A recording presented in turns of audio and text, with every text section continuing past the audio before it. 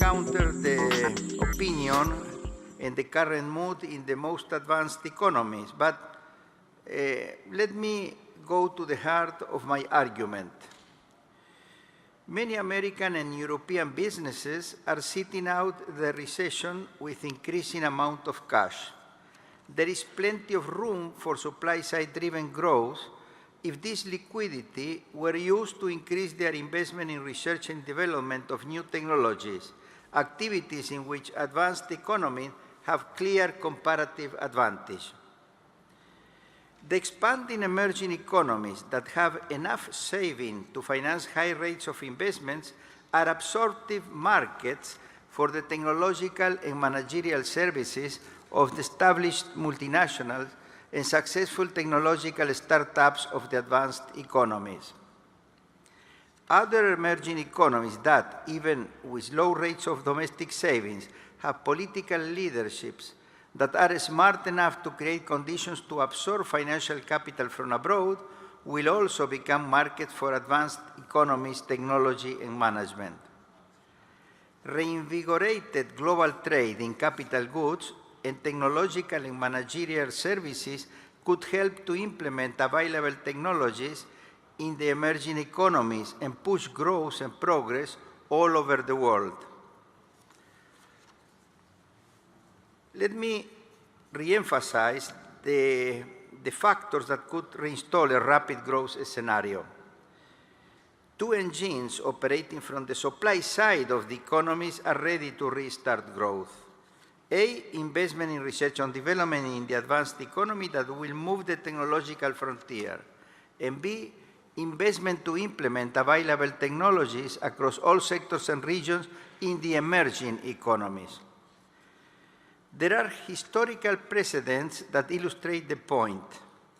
The technological progress that started in the UK in the mid-19th century was rapidly implemented and reinforced by investment in the US and the other Western offshoots. The countries that did not open up their economies and kept isolated from the first wave of globalization predictably lagged behind those that joined it. Of course, in that period of time, there was an international monetary system based on gold that did provide a climate of stability that allowed this first wave of globalization. A similar process took place after World War II. The technological advances that had accelerated during the war, particularly in the US, were rapidly implemented in Western Europe and Japan as they reconstructed their economies. Once again, those emerging economies that did not open up lagged behind those that did. Again, in this period, an international monetary system based on the decisions at Bretton Woods in 1944 did help in creating the climate for this second wave of globalization. Then we had the crisis of the 70s and part of the 80s, but once the US economy and the economies of Europe and Japan overcame the difficulties of the 70s and early 80s, there was again a new wave, or the wave of globalization continued. More recently, the technological progress originated in research and development efforts of the US, Western Europe, and Japan has been introduced quite rapidly in many emerging economies since the early 90s, most impressively in China and India. Again, the key to this rapid process of expansion was the opening up of emerging economies to foreign trade and investment. After the shock of 2008, most emerging economies could cushion the internal effect of the drastic drop in international trade by implementing counter-cyclical fiscal and monetary policies. Very soon, they resumed rapid growth, which in turn benefited the advanced economies. These emerging economic contribution to global dynamism was absent when the Great Depression of the 30s interrupted the first wave of globalization. It was also absent in the aftermath of the first oil shock that interrupted post-World War II growth. In those two cases, there were no economies with large enough domestic markets and savings to counteract the depressive effects in the leading economies. Nowadays, several emerging economies are coming to the rescue of the global economy. This is one of the main reasons why I am optimistic about the future. But of course, these opportunities for the emerging world to help to rescue, in a sense, the advanced world, and for the advanced world to contribute to sustainable growth and to their own well-being or the well-being of their own people through more investment in research and development and producing new technologies, which are the activities in which they have clear comparative advantages, can only happen if there is a climate of stability in the world, and if trade and currency wars do not prevail. In that sense, it is very important to go back to the ideas of how to better coordinate fiscal and monetary policies, and also how to improve regulations in a way which is compatible across regions of the world and across countries. And somehow it is necessary to find ways of prevent the currency and trade wars that generated or prolonged crisis in the past. In this sense, even though the solution of the financial crisis that started in 2008 was not as rapid as one would like it to happen, it is important to note that since 2008, the private and public debt overhangs have been somehow quietly handled with orderly debt restructurings and orderly bank resolutions or recapitalizations. Of course, it would have been better to have a speedier process of normalization and of the financial in capital markets. But I think the fact that in general the process has been an orderly one also offers basis for optimism. Instead of these orderly processes, there were large competitive devaluations of reintroduced national currencies, such as Greece, Portugal, Spain, and Italy, leaving the euro and reintroducing deeply devalued drachmas, escudos, pesetas, and liras. The result would be stagflation and hyperinflation, like we saw in Latin America after the debt crisis of 1982, and particularly in my country, Argentina, after the crisis in 2002. Of course, in that case, there would be no basis for optimism, but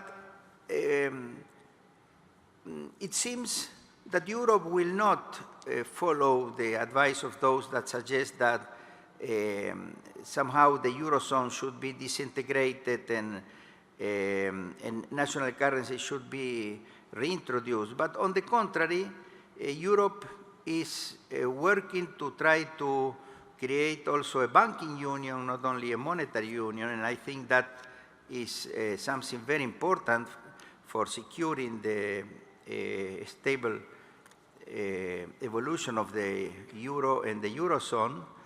And also is working hard, although with many difficulties, to find ways to better coordinate fiscal policies. And of course, all over the world, but particularly in Europe, that is going through these more acute problems, it is necessary to introduce structural reforms that will increase productivity.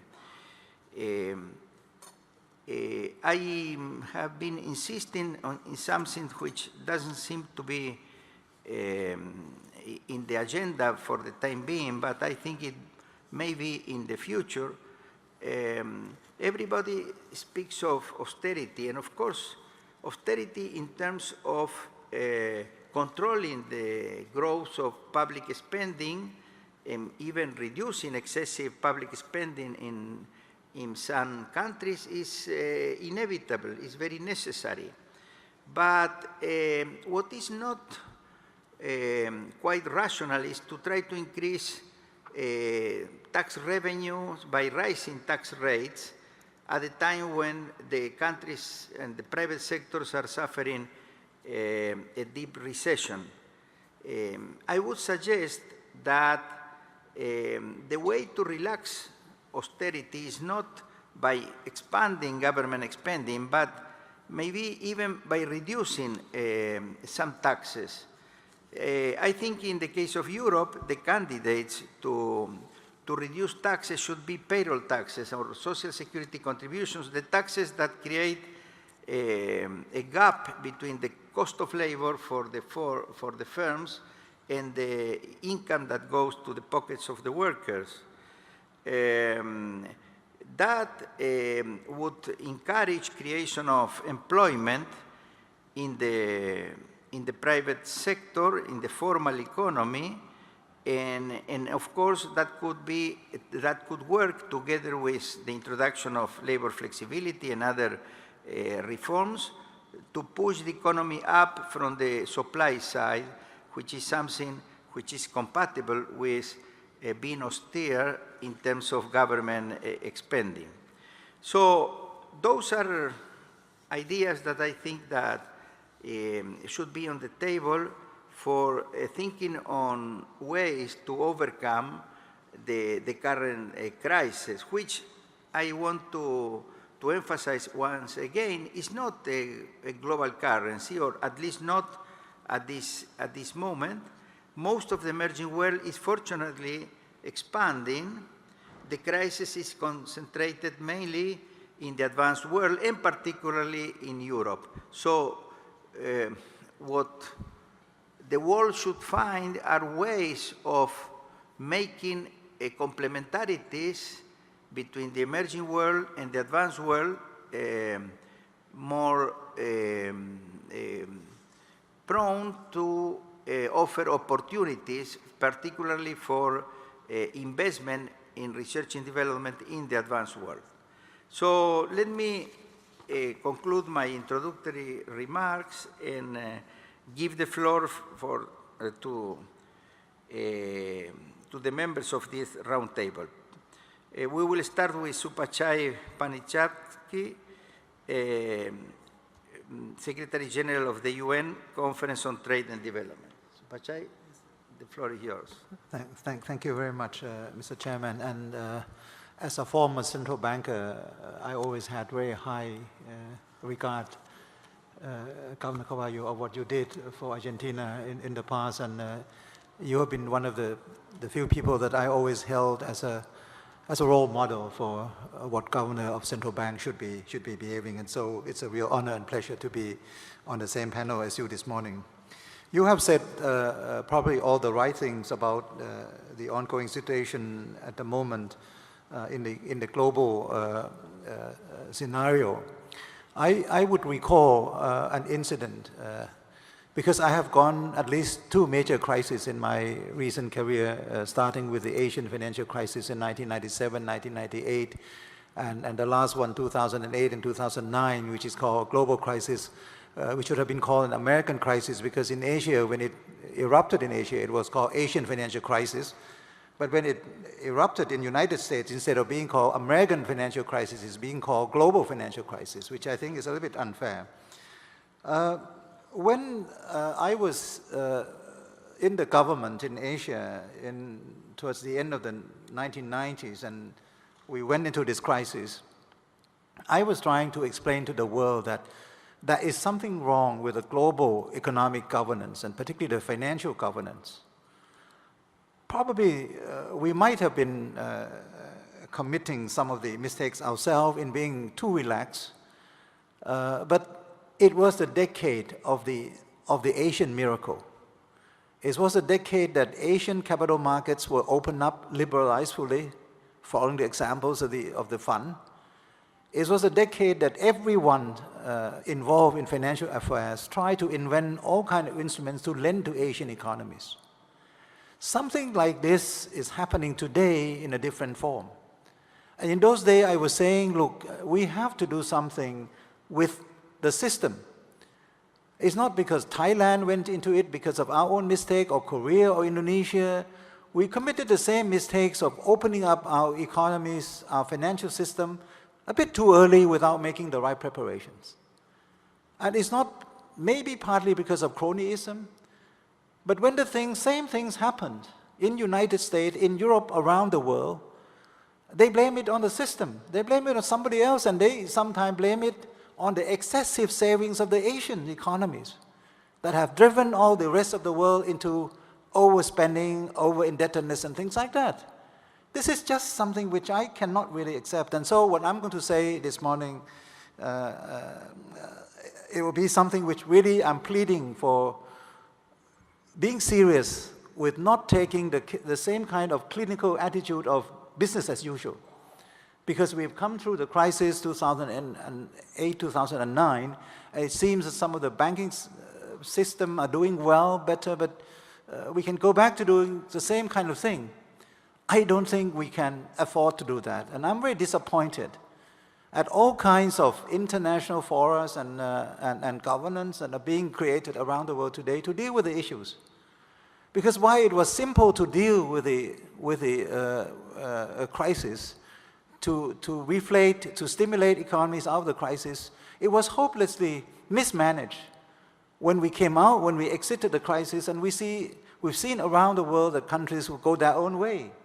There was no coordination of actions after we've gone into the crisis and coming out in 2009, 2010.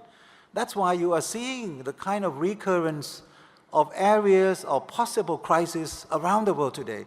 I would draw your attention to four areas, to four major areas, which I do believe that with us at UNCTAD, of course, we are not always brought into the mainstream of the way the new global economic governance is being crafted, but anyway, we have our own positions, and I would like to relay some of you through these four major areas that I would say need some fundamental changes and dialogues.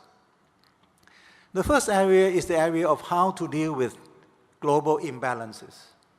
This has brought us into the crisis years after years, and with global imbalances going on, these global imbalances are going to be, again, the cause of the future crisis as well. If you look at the way funds flows are moving around the world, they're totally unbridled imbalances that are brought about by the way capital can flow in and out of countries around the world with no kind of management, no framework, no system, nothing. It's left to the whims of the government policies, whether you reduce your interest rates and you will be facing all kinds of bubbles. So what is it to be done by emerging countries which are faced with a kind of influx of funds that drive up their own assets, financial assets, equities, stock market prices, their own currencies, to the destruction and disruption of their own competitiveness? So the imbalance issues are not going to go away. We have seen contraction of the imbalances around the world during the last crisis, mainly because of the recession, of the liquidity squeeze. Now that there's less of the squeeze, we are seeing the imbalances going back to the same level. Whether the IMF can deal with the imbalances is still in doubt, not because I doubt the competency of the IMF, but I doubt the effectiveness of the way IMF can deal with imbalances. Why? Because IMF can only deal with countries that come to their means of rescue. In the past, it was mainly poor countries that come to seek for standby credits from the fund, and so the funds can impose the kind of discipline to kill imbalance for those countries. But when it comes to major countries are now creating all kind of economic disruption around the world. Can the fund really impose some kind of conditionalities that would help bring about the kind of discipline for all these countries? No, I don't think so. Even in terms of surveillance that the fund was supposed to be doing, they cannot do it. So you see all kind of imbalances, the fiscal imbalances, trade imbalances, deficit surplus in current account, imbalances between the financial and the real sectors, imbalances between domestic demand and external demand. There is no way with the present economic arrangement, institutional arrangement, that we can deal with these issues. I have been privy to some of the discussions around G20 in dealing with the so-called early warning system of imbalances. And most of the time, because of the involvement of the fund at the bank, with little involvement from us from UNCTAD, they tend to focus on the indicators coming from the current account deficit or the trade imbalances. And people tend to say, economists tend to say that trade imbalances reflect the imbalances in savings and investment. And so they explain that if you save more, then you can kill the imbalances. Now, according to our analysis at UNCTAD, this is not a behavioral equation. Saving investment imbalances that would result in the trade imbalances in export and import is just tautological. It's just accounting. It's just left hand and right hand. It's just accounting exercise. It's not a behavioral thing. For us, the explanation has to be sought in the behavioral attitude of the countries. Whether the countries grow too fast in comparing with other countries, whether a country is too much dependent on certain raw materials so they have to import from one thing, whether the country is a favorite of the foreign investors, that most of the investment will flow into those countries and so they will have a bit more of a surplus. It comes down to the thing that UNCTAD has been proposing all these years to G20, and I will reiterate this. This is the key in looking at early warning indicator is to look at the competitiveness index. If countries are competitive, this is the issue, that you can deal with imbalances. You can become more competitive, then you can sell more. If you want to import more, you can sell more, and import could be turned to export as part of the global value chain. In order to measure competitiveness, we're not looking at the tables as the World Economic Forum is doing. We suggest that there is one key pricing factor, which is real exchange rate. Real exchange rate, of course, measures not only the currency's movement, but also the reflections as measured by the movements in unit costs of production. And unit cost of production that is the most indicative one is the one that is reflected through the unit labor cost. So our suggestion to the G20, it's been debated, it's been dropped and things like that. We still believe that if we looked at the way the movements of real exchange rates and tie to that movement the adjustment in the nominal exchange rates, we can help to build a sort of protection wall against the final act, which is going to be the financial crisis because of the loss of competitiveness. At the same time, we also advise that speculative movements, the carry trade kind of activities in the currency movements, be prohibited, be prevented, not allowing excessive speculative moves on the exchange market. So this is my first proposition, that in order to address the traditional fundamental problems of global economic governance, we need to deal with the real structural competitive structure of the economies in order to deal with the imbalances. Secondly, the problem is how to deal with the way multilateral processes is being diluted. I will not go on too long with this, but of course we've been talking yesterday, today, and I'll be talking also about how to reform the Bretton Woods institution. It's not to do away with it, but like Professor Mando was talking yesterday, we have actually broken up that Bretton Woods system in the 1970s, in 1971 to 73, but we have not come up with anything to replace that one. So what is to be done in order to have a new system in which you can have participation of the emerging economies? Emerging economies are covering more than 40% of global trade. In fact, 55% of their trade are trade among themselves. So the emerging economy, developing economies are trading more with themselves. They are trading, the balance is increasing, they're gaining more weight. In terms of mobilization of global foreign investment, they are covering more than half of the FDI flows around the world. So how can we actually insert the governance of, with the participation of emerging economies? I have seen efforts after efforts, for example, at the World Bank, at the fund. We've been talking like this for decades. I lost hope in seeing that the fund structure, the quota is going to be changed. Why should the fund be dominated by a single player that can really reject any major decision in terms of policy decision in the fund? It must be more democratic than that. And so when I don't think that we can do these reforms at the Bretton Woods institution, I do believe that in order to bring in emerging economies, developing economies, LDCs into this global governance, the only way is to do it through the UN system. And of course, one can say that UN system is so weak, is irrelevant. No, I think the strength and weakness of the UN system is dependent on the interests of the participating member countries. And I would suggest that we try to do our best to reform the ECOSOC as we've been doing all these years, to have ECOSOC leaders meeting, like the G20 leaders meeting, and see to it that the kind of agenda that we set up at ECOSOC are reflective of the voices of the 193 countries, and not only for G20. The third one quickly is how to deal with this inequality. Because inequality has been one of the major causes of the subprime crisis, subprime loan mortgages crisis. Inequality can be the origin, one of the major causes of all the springs around the world, all the Arab Springs and springs in other parts of the world. Social disruptions, and also it will also have implications on the growth potentials of countries. So we need to deal with inequalities in terms that the vulnerable economies, the LDC, island economy will have to have the spatial concession. We would have to be looking at how we can deal with growth and inequality, and also inequality in terms of gender. My suggestion coming from our UNCTAD study, one way, different ways, but our macroeconomic reorientation is in the way to be looking at the set of macroeconomic policies that are mainly driven by fiscal policy, monetary policies, and also income policies.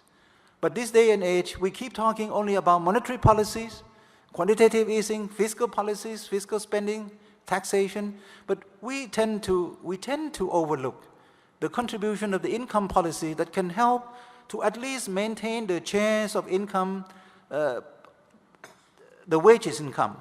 Because in all these countries, in the last couple of decades, we've seen the decline of the share of the wages income to the benefits of the income derived from assets holding, equity, bondholders, real estate development. So in order to address one of the key issues is in the areas of macroeconomic policy reform, to have income policy being driven by the linking between wage increases and the increases in labor productivity. Then the last point is the concern we have at UNCTAD and at the UN of what I call the great economic and social transformation. It might be expressed in the newly conceived, the post-MDG 2015, the Sustainable Development Goals. But for me, it's deeper, is beyond that. It's not only the transfer into green economy or carbon neutral economy, but it's also to engage country in more diversification exercise. Like in Africa. Africa has been growing so buoyantly, so positively, but growing in a way that Africa has become even more and more dependent on certain commodities, no diversification. And now we are seeing at the WTO also the rise of plurilateralism, because multilateralism is not going to be practiced easily these days. So people move into plurilateral agreements. And so we are seeing the kind of great transformation that will need different kind of regime to take all this into account. And so some of the principles that we have been adopting at UNCTAD, what we call soft principles. For example, in the areas of investment, we are developing a set of principles which we call sustainable investment, to take care of investment not only in terms of having investment, but investment that would look after the participation of the people, will look after the investors and also the recipients, look after the impact on the environment, look after also the impact on different types of people, the youth, the women, all this sort of thing. So our suggestion coming from UNCTAD is that in order to accompany the great economic and social transformation, we don't need hard and fast rules all the time, which would not work in this present age. But we may need a set of guidelines, principles, and soft rules that may be easily acceptable to the global community. Thank you very much, Mr. Chairman. Thank you.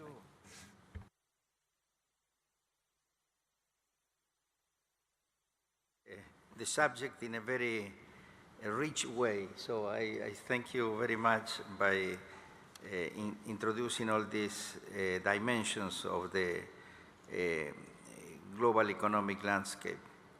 So Alejandro Jara from the World Trade Organization, the floor is yours. Thank you, Mr. Chairman. I think that after your overview and the comments of Dr. Supachai, the prudent thing to do is to stay very quiet. I find it very difficult to say something which might be of any novelty at all. But let me take the risk and say a few remarks. One, the crisis, the economic landscape that has been described is not very optimistic. It's not generating more employment in large parts of the world, particularly in the advanced countries. Trade is certainly slowing down. We are looking at this year a growth of trade of about 2% in real terms. This generates in turn more pressures of a protectionist nature, the main victim being China, but not exclusively. We don't see a big surge of protectionism around the world in terms compared to the past, but it really keeps piling up since the beginning of the crisis. Measures are taken and they just accumulate. A few of them, not too many, are rolled back. But our numbers indicate that protectionist pressures nowadays amount to over 3% of world trade. That is about the whole of trade of Africa, or the trade of Brazil added to India. So it is a cause of concern, and we have to do better monitoring, and I am sure that many of these measures will be challenged in the WTO through its dispute settlement mechanism and other monitoring instruments that we have.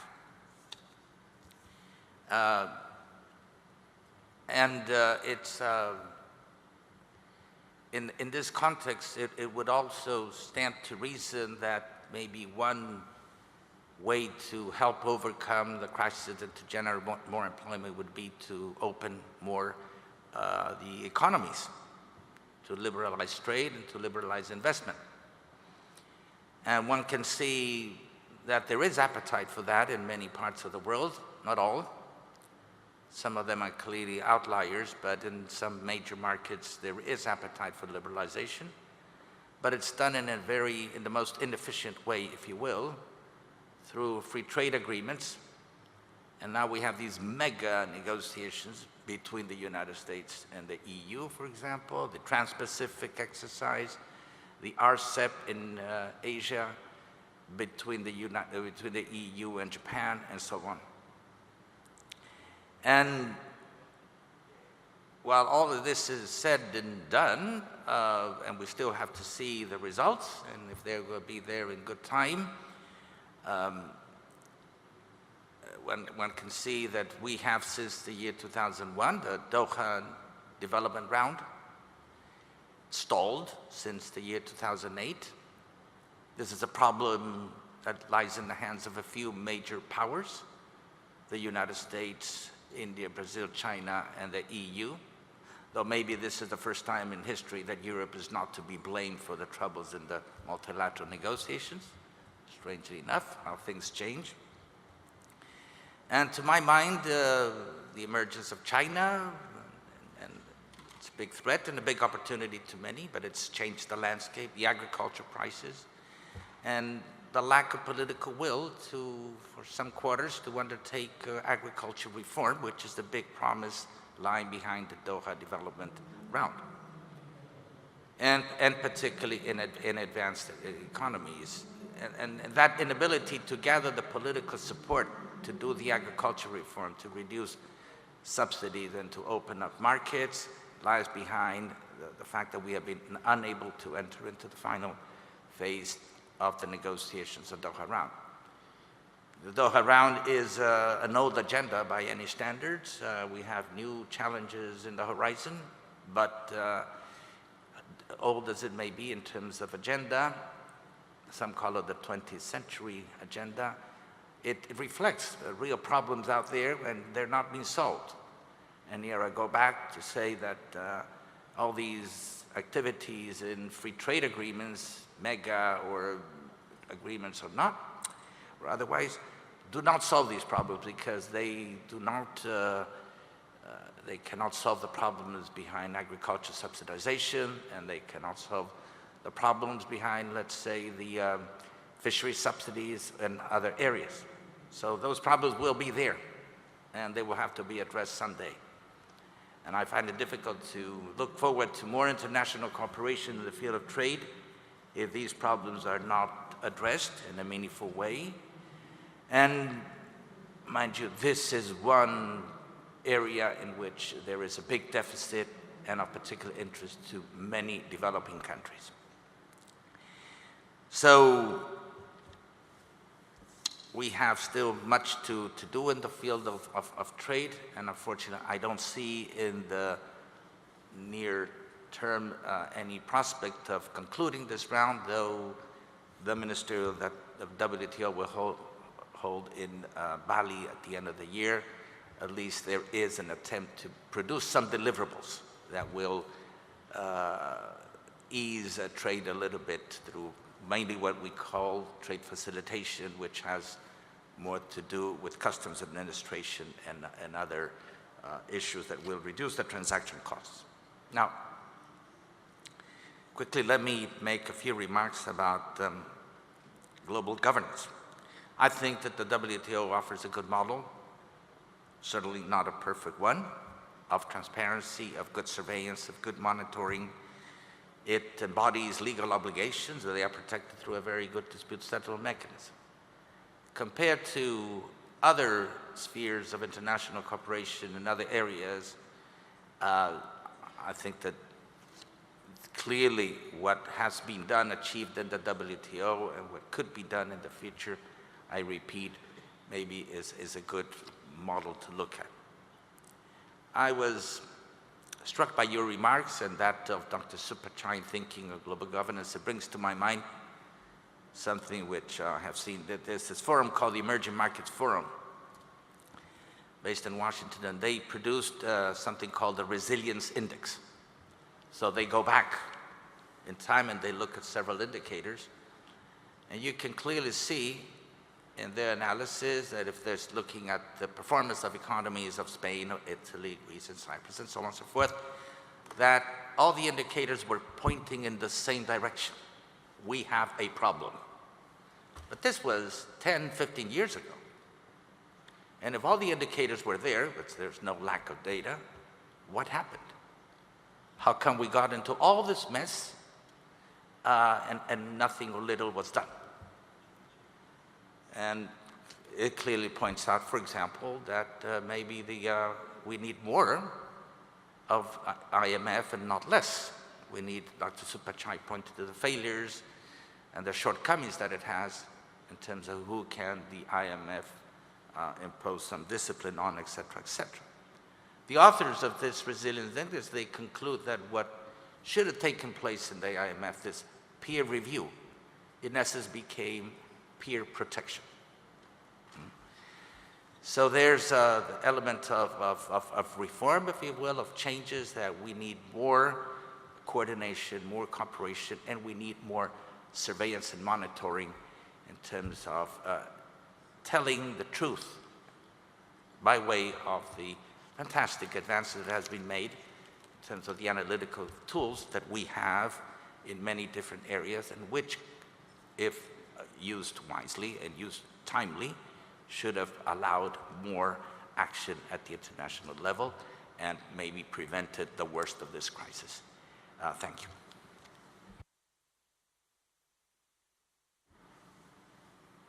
Thank you, Alejandro.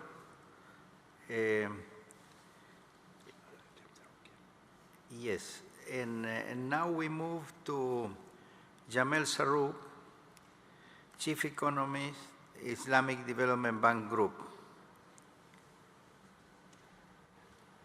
Thank you, Mr. Chairman. Good morning to all of you.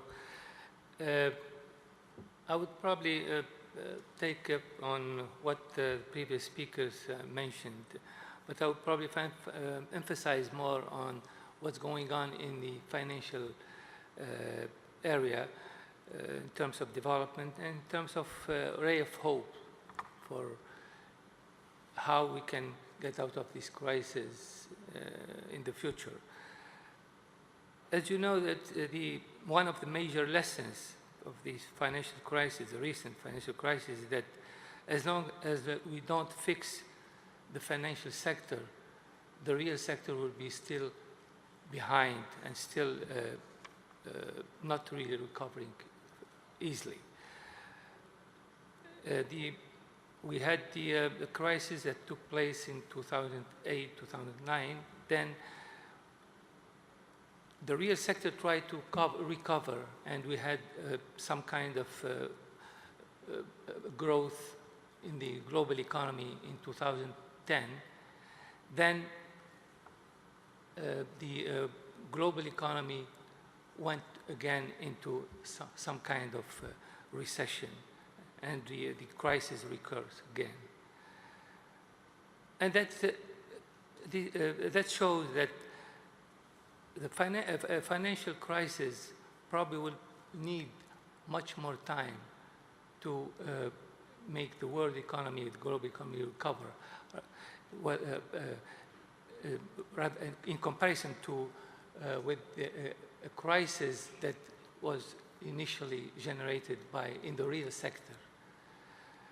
So the financial crisis has been somehow still plagued by the main factor: inadequate market regulation and supervision, enormous expansion in the size of financial derivatives, the existence of what we call the too big to fail, and which tend to give assurance that financial institutions still will receive the bailout from the government as they definitely come to rescue. And also the interconnectedness of the over-the-counter derivative market participant and the limited transparency in the counterparty relationship. It's a major market that is about 683-84 trillion in 2008, more than 12 times the size of the world GNP. As we can imagine, this mass loss in the world economy can face, in the case of the financial crisis, a real failure of the market. So no wonder why Warren Buffett called the derivatives as the financial weapons of the mass destruction. There are some effort done at the world in the various multilateral arena. I just mentioned the role of the Basel Committee for Banking Supervision, as well as the Financial Stability Institute, who actually they have been looking at how to revise the Basel core principles for effective banking supervision.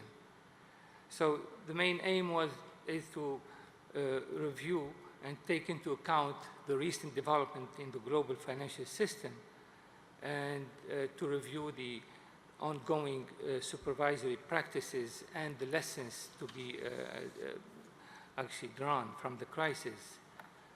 The main revision actually addressed issues like globally systemic important banks and domestic systemic important banks, and the need for effective crisis management through adopting what we call in the macro-prudential supervision as well as the micro-prudential supervision.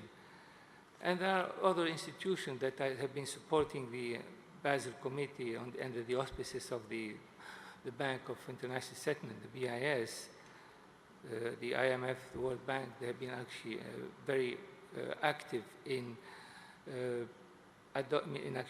reviewing the macro-prudential supervision in many countries. So there are some attempts, but it seems like as long as the financial sector is not yet recovering, we are far to have a full recovery in the global economy. Now,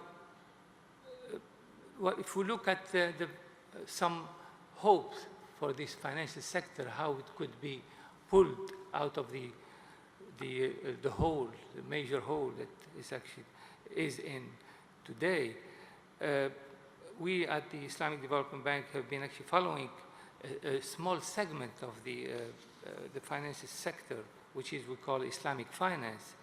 It has been actually growing by some 19% since 2006.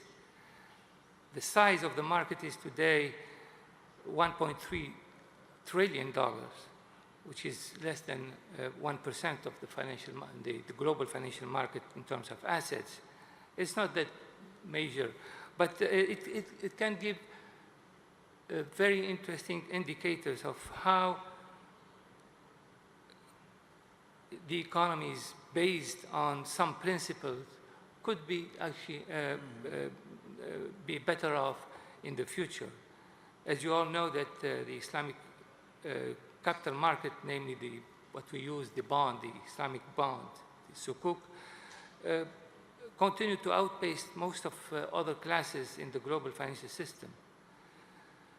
They have been growing 44% between 2004 and 2011. And if we look at what is the underpinnings as well as the foundation of this type of, this segment of financial sector, we see that basically what it requires, it requires that the financier share the risk, linked the credit expansion to the growth of the real economy. It requires the creditor to bear the risk of default by prohibiting the sale of debt. So the more involvement of this financial instrument in the global capital market would surely save billions of dollars instead of trying to bail out the rich bankers and probably free more resources to finance the poor and to achieve financial inclusion and inclusive growth.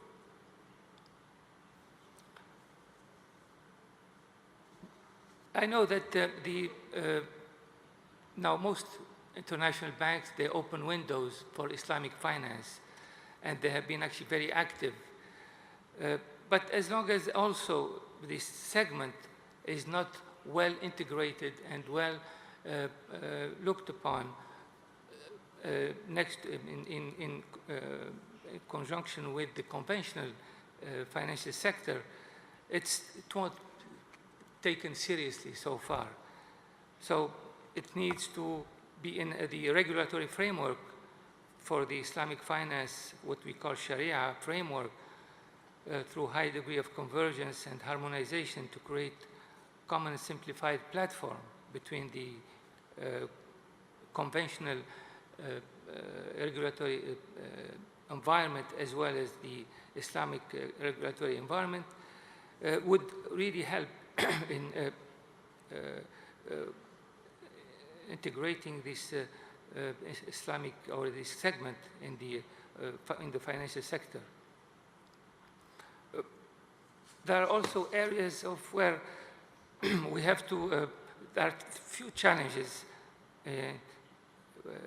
for the interested parties, including the industry, academia, to be invited to cooperate and coordinate the effort to provide an adequate regulatory, supervisory, and institutional framework that could keep Islamic finance moving forward and carry out the necessary reforms. So without the active and effective involvement of this segment of capital market in the conventional global context, it's most likely that the future crisis may turn out to be more severe than any experienced in the past, based on additional liquidity, which was injected throughout the system. Now, the additional liquidity had already raised commercial banks' reserves 16 times, from 50 trillion at the time of Lehman failure to more than 800 trillion in December 2008.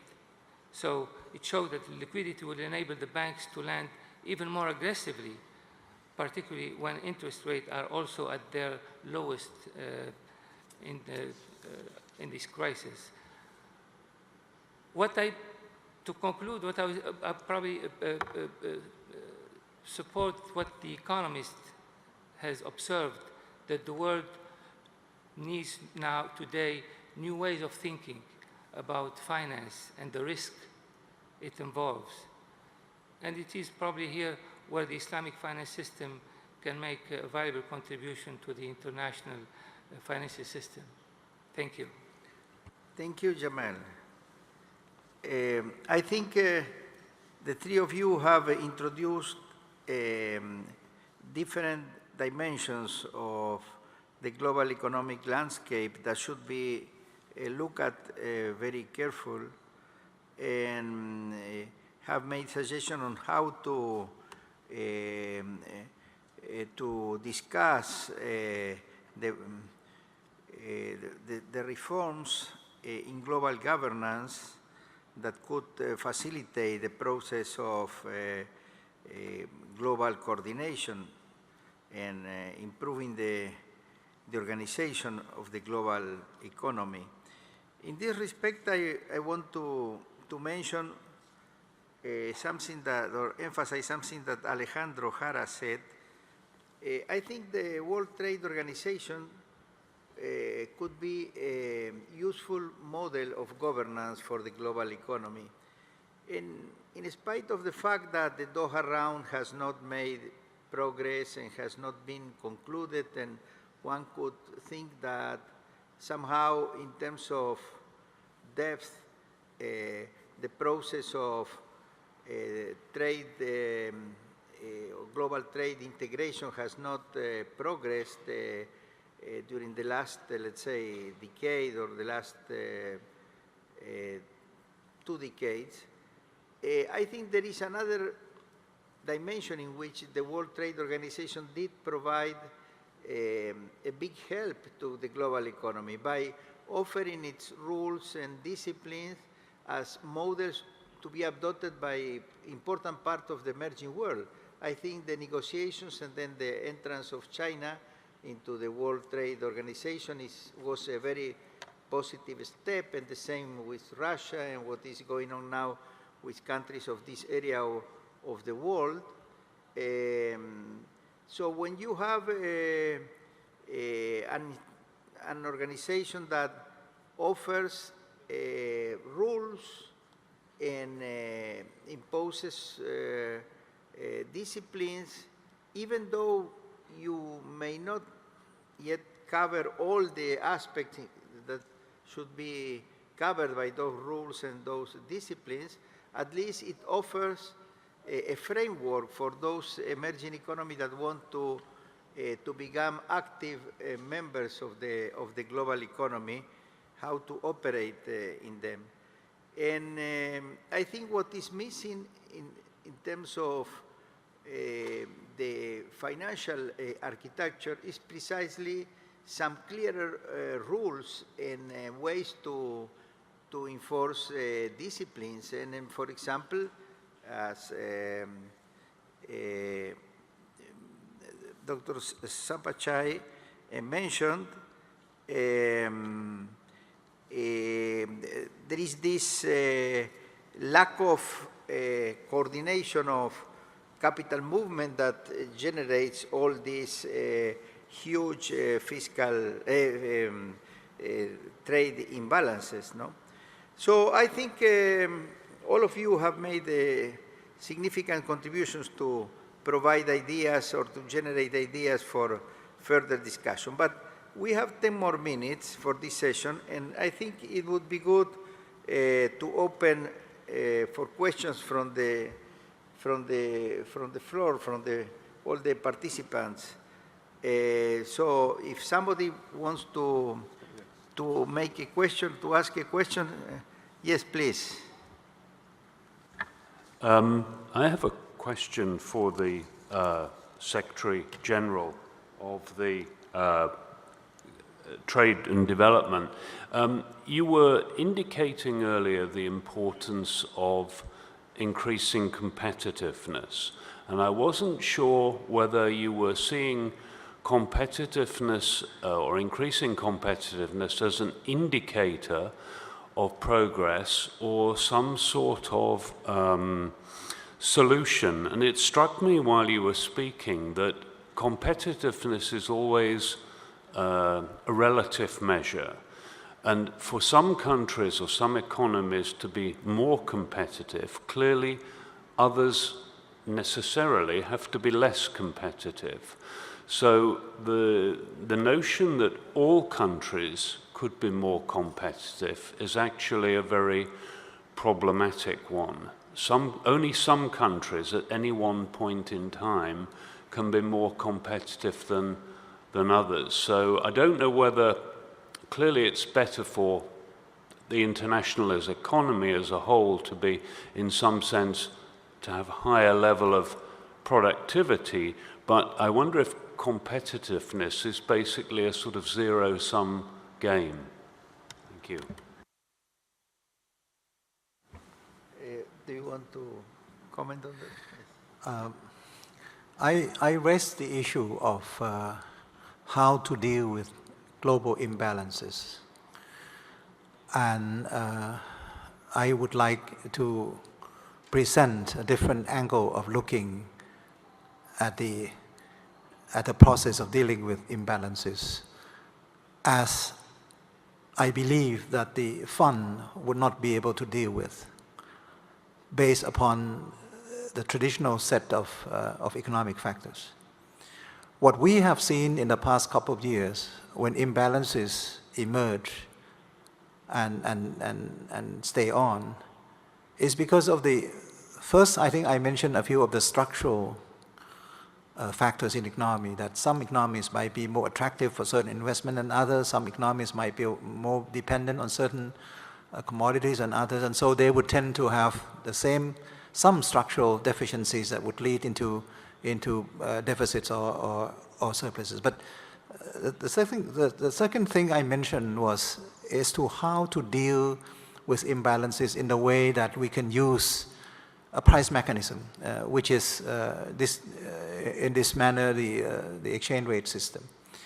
And because exchange rate has been really left a bit outside of the way people think, by leaving exchange rates moving on their own, seemingly that would help to even out the imbalances. It doesn't appear to be like that to us at UNCTAD.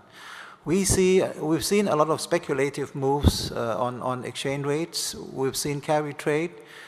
We have seen exchange rates that are being kept way out of line, way out of balance, by allowing inflation rates of countries to go up so high compared to the rest of the world, or allowing labor costs to have gone out of line, sometimes too low, sometimes too high. So that is just one major indicators that we thought would be able to be targeted at as we deal with the issues of imbalances, that could help to solve not only the movements of currencies, but at the same time to solve the level of competitiveness. Now, your question is, I would say, well thought out, I would say quite valid in a way that can we make everyone on earth competitive? Because we cannot have a surplus for every country on earth. I mean, only when we trade with the moon and the sun or somebody else. But in order to have this, so your question comes down to this, that ultimately, and I would, ultimately some balances will mean that some countries have deficit, some countries have surplus. And I think this is something which is all about trade. Because you probably remember the old classical comparative advantages kind of thing, that even if you are less competitive in certain areas, you can still trade in some of those areas because you have relatively comparative advantages in certain areas. So for me, exchange rate measures not complete, absolute competitiveness. It measures comparative, because exchange rate is about your own prices vis-a-vis other prices in the world. So it's the same kind of theory that when we looked at competitiveness in terms of trade competitiveness, trade comparative advantages, that even if you don't have absolute advantage in certain areas, but if you have relative advantages, then you can still trade.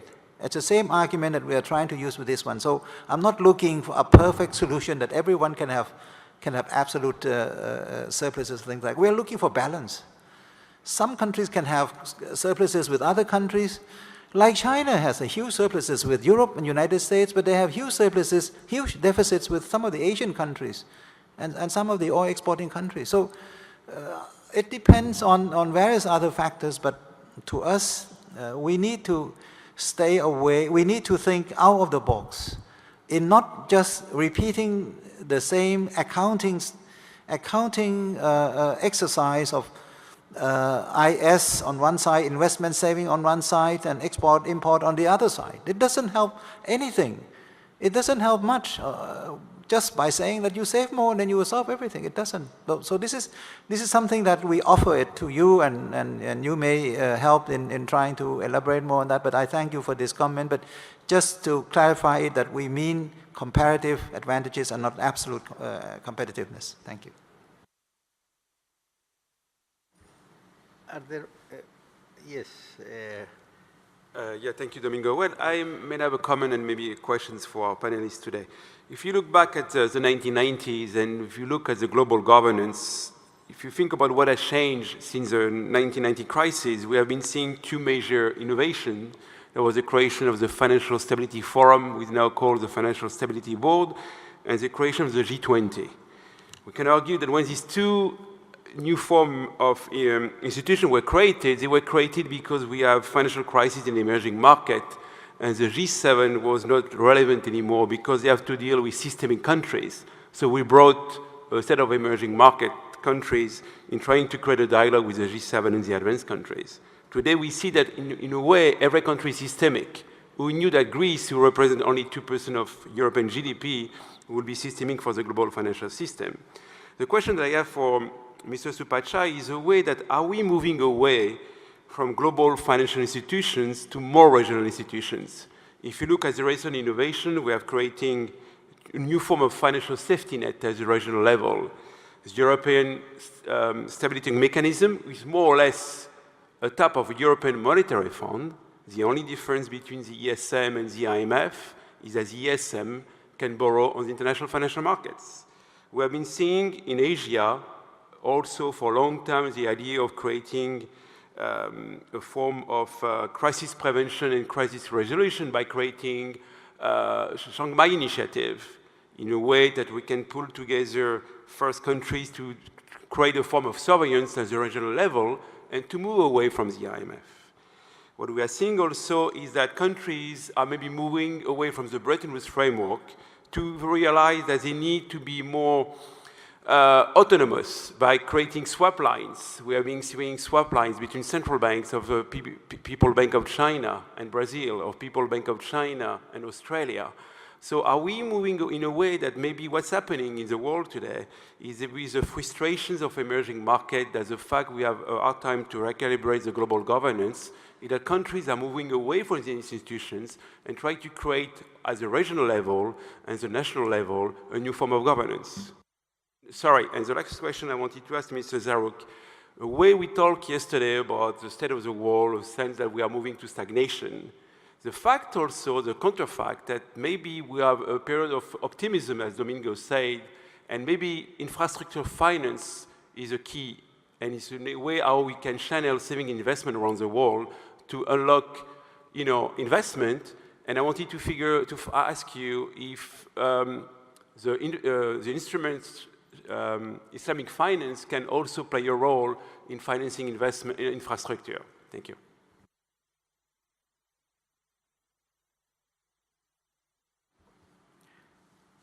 Is there any other question? Yes, yes, please, ma'am.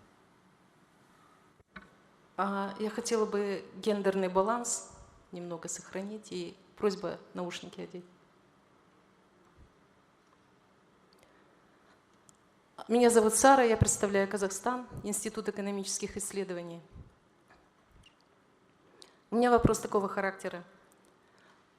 Казахстан в терминах макроэкономики – это малая открытая экономика, и, конечно, она подвержена всем тем кризисным явлениям, волнам оттока-притока капитала, которые сейчас существуют в мире. Казахстан – нефтяная экономика. Создан национальный фонд, в котором собираются доходы от нефтяных налогов. Сейчас его размер приближается к 30% ВВП. Согласно классической теории, средства национального фонда вкладываются сейчас в ценные бумаги, в основном, мы знаем, ценные бумаги ведущих стран мира, развитых стран мира. И, конечно, на фоне кризиса, на фоне низких процентных ставок доходы по таким бумагам невысоки. В последнее время появились новые подходы, новые теории, новые вопросы, как использовать выгоды от нефтяных доходов для более равномерного распределения среди населения. То есть это проблемы инклюзивного роста. Как вы считаете, могут ли быть альтернативные подходы использования средств такого нефтяного фонда для, скажем, увеличения качества человеческого капитала внутри страны, на поднятие качества образования, здравоохранения, на фоне, как мы говорим, обесценения ликвидности, когда она становится такой избыточной. Спасибо.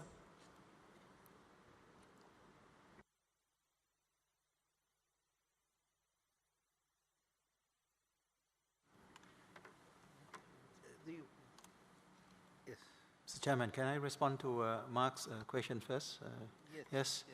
I think there are two major causes we are seeing at the moment for what I would call financial fragmentation taking place, as Mark has been indicating.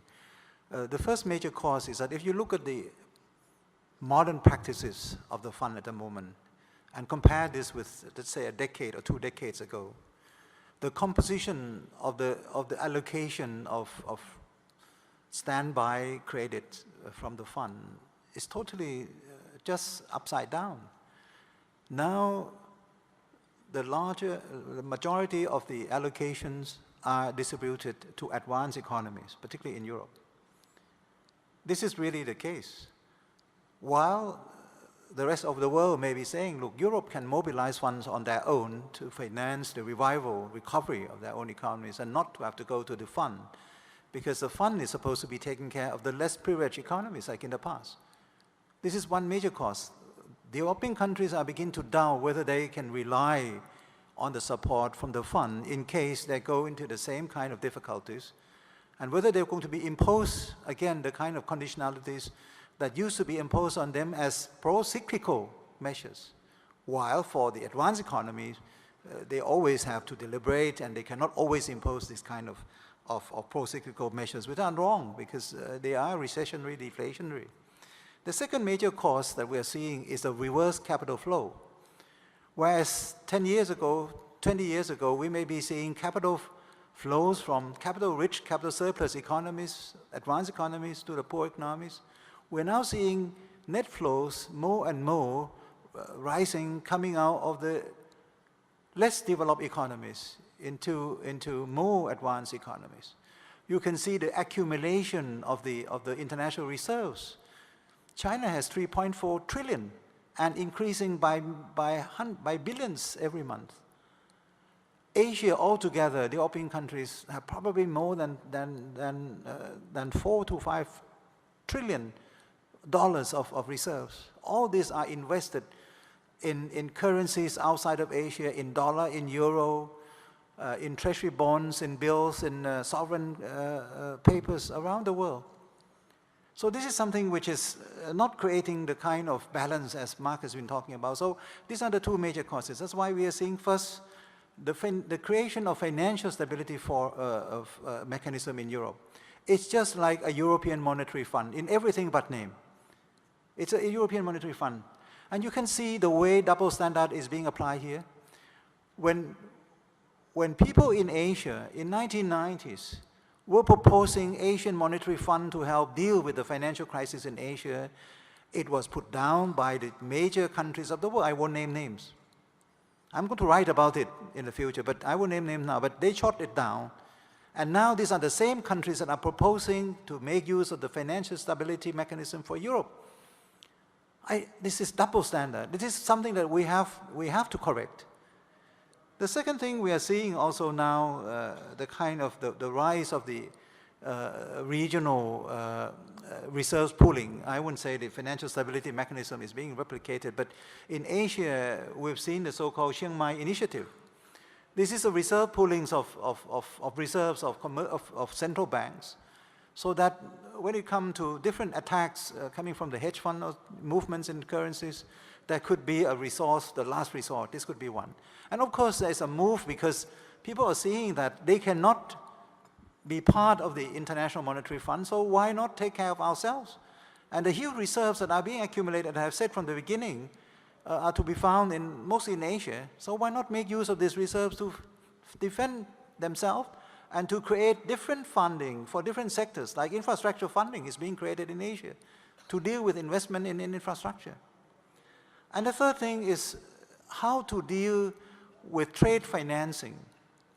Trade financing has been predominated by European banks all the time, 80%, 90% by European banks. When the European banks are going through this cleaning up of their balance sheet, you can see the trade financing being driven down. And so, of course, countries with more reserves are saying, why don't we use our own currencies? And now the Chinese government, of course, has been adopting this policy of using their own domestic currencies, what we call the clearing arrangement, that trade among these countries can be cleared through their own currency system, not to have to go through financing through euro credits or letter credit through dollars payment. So you're seeing this arrangement being done in Asia and also being arranged in Latin America as well. And Latin America has gone very far in looking at the creation of the sucre, which is a clearing unit. It's not a currency, common currency, but a unit for clearing called sucre. They're looking at Banco del Sur to have the Southern Bank so that they don't have to rely all the time on Inter-American Bank, which they say, why not have Inter-American Bank in Latin America? Why have it in Washington, D.C.? And also you're seeing the new proposal by the BRICS as a group of setting up development bank. So all this lead to what I call the financial fragmentation, which is reflective of the symptoms coming out of the lack of the reform of the international financial architecture.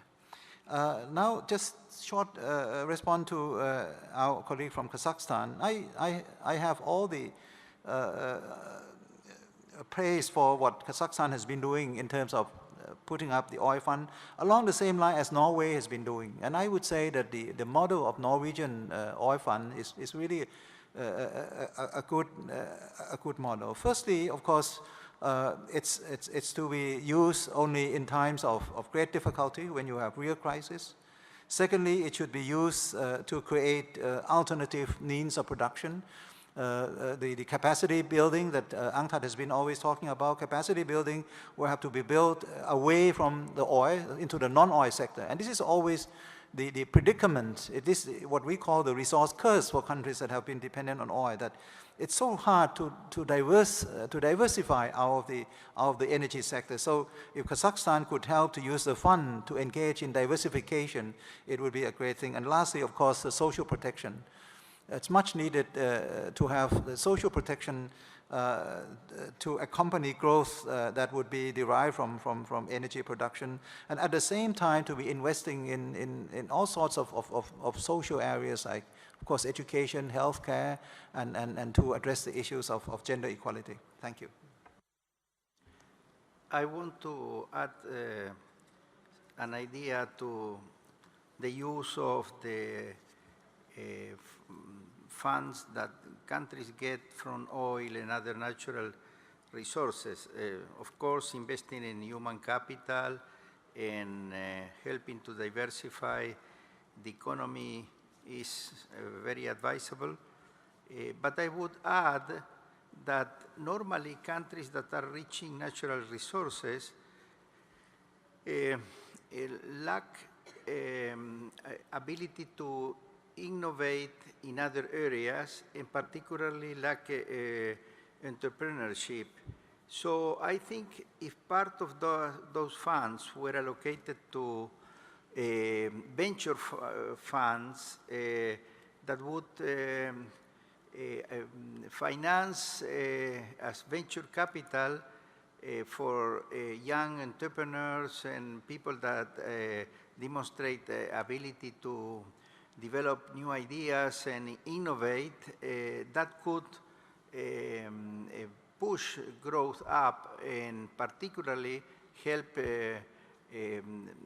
diversifying the economy in not from investments of the states in new sectors of the economy, but from supporting entrepreneurship by their people. So I think just to close this session, because we are already at the time of closing,